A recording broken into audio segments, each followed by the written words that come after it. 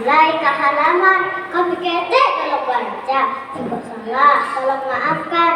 Seiring balapnya barabah, balap tabang barabah mandi. Seiring salam dengan sambah, salam datang sambah kembali. Assalamualaikum warahmatullahi wabarakatuh. Waalaikumsalam warahmatullahi wabarakatuh. Hai teman-teman, selamat siang Dewan Juri. Apa kabar semuanya? Sudah pasti sehat kan?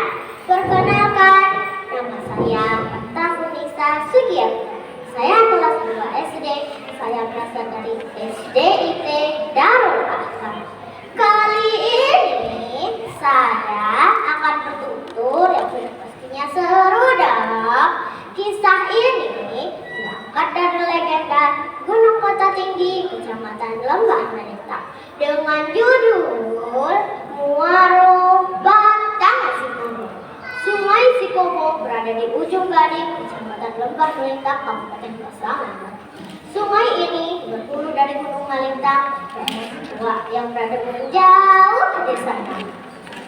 Sungai Sikobo merupakan salah satu sungai terbesar di Kecamatan Lembah Melintang. Airnya yang jernih, bersih, terasa sangatlah sejuk, mengalir di bawah jembatan gantung yang merupakan peninggalan yang sangat bersejarah buat kita semua. Hampir semua penduduk yang berada di pinggiran sungai menggunakan sungai ini untuk berbagai kebutuhan seperti mencuci, mandi, mengambil pasir, batu, ataupun mencari ikan untuk memenuhi nafkah keluarga. Ikan di sungai ini sangatlah banyak. Hanya ada sebagian kecil penduduk yang mencari sebagai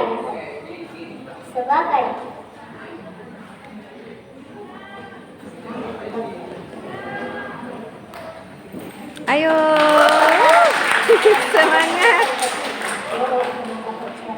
Sebagai air untuk mengaliri sawah penduduk berasal dari air sungai Batang. Pada zaman dahulu, Sungai Sikobo menjulang ke Jorong Sikobo, Kecamatan Kota Banyuwangi. Namun pada akhirnya sungai ini mengarah ke air Banyis, Kecamatan Sungai Banyis. Nah teman-teman, penasaran kan kenapa sungai ini muaranya pindah ke air Banyis? Mau tahu kan teman-teman? Begini kisahnya. Alkisah pada zaman dahulu kala, di daerah Gunung Kota Tinggi hiduplah sekelompok penduduk. Namun karena terserang penyakit yang berbahaya, penduduk tersebut pindah ke daerah itu dan pada akhirnya pindah ke daerah Sungai Batang. Sampai saat ini mereka bertemu di sini di daerah tersebut. Mereka hidup tentram dan damai, kebersamaan mereka seperti membangun rumah, menangkap ikan, mengerjakan sawah, dan banyak lagi pekerjaan yang dilakukan secara bersama. Sikap gotong royong mereka membangun negerinya patut kita menjadikan contoh. Daerah Sikobo yang berada di pinggiran sungai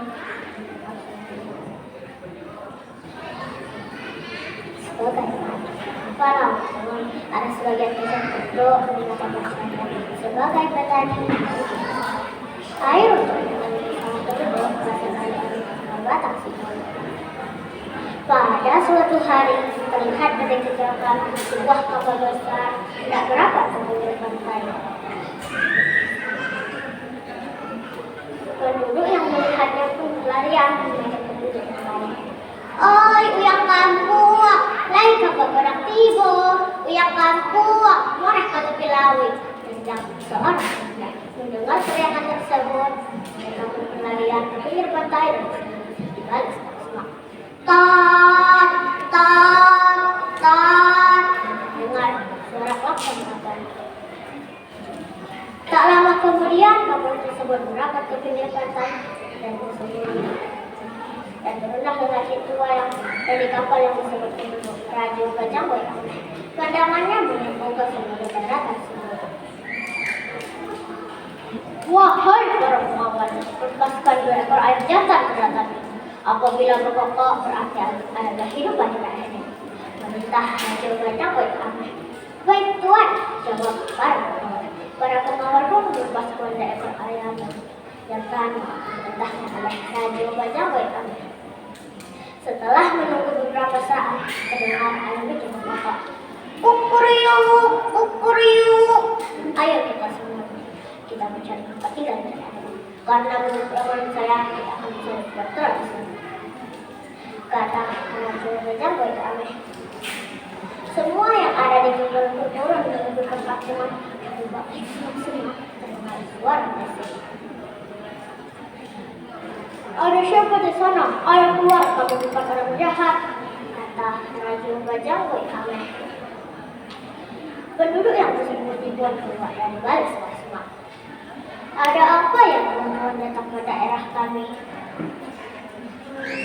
tanya penduduk tersebut. "Maaf kalau kedatangan kami membuat heran. Kami datang dari negeri seberang dengan bermaksud membawa ketenangan perempuan. Adapun maksud dan tujuan kami tidak menyinggung hidup manusia. Bolehkah Tuhan?" tanya Raja Bajanggo. "Kalau memang kedatangan tuan-tuan ingin mencari rezeki di sini, ayo kita sama-sama membangun negeri ini," jawab penduduk tersebut. Sejak saat itu, penduduk Sikomo semakin banyak. Mereka hidup rukun walaupun berasal dari daerah yang berbeda-beda, sehingga masing-masing penduduk menguasai bahasa kamunya. Sampai sekarang kita tidak mengetahui lagi ada perbedaan daerah asal karena semuanya sudah menggunakan bahasa. Pada suatu hari terlihat dari kejauhan seorang lelaki tua berpakaian kumal tetapi tatih menggunakan sebuah tongkat datang ke tempat rumah. Sekelompok pemuda yang melihat tersebut bisik.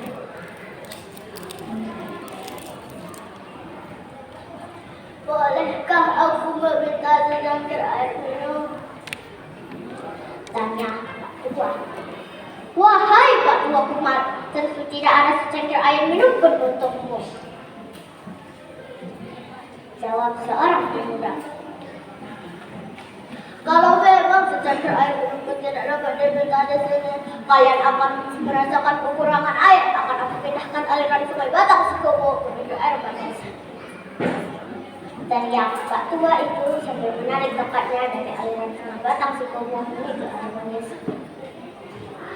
Ketua adat yang berada di daerah tersebut sangat marah atas perempuan yang tidak sopan terhadap tamu yang tidak diketahui asal-usulnya. Pemuda itu sangat menyesal atas tindakan jahilnya. Nah, teman-teman, adapun pesan moral yang bisa kita ambil dari cerita ini adalah: 1. Gunakan sumber daya alam dengan baik. 2. Tidak boleh berperilaku kikir dan kasar terhadap siapapun. 3. Berperilaku sopan terhadap siapapun. Sekian dari saya. Sekian. Assalamualaikum warahmatullahi wabarakatuh. Waalaikumsalam warahmatullahi wabarakatuh. Kita beri tepuk tangan yang meriah buat nomor 11.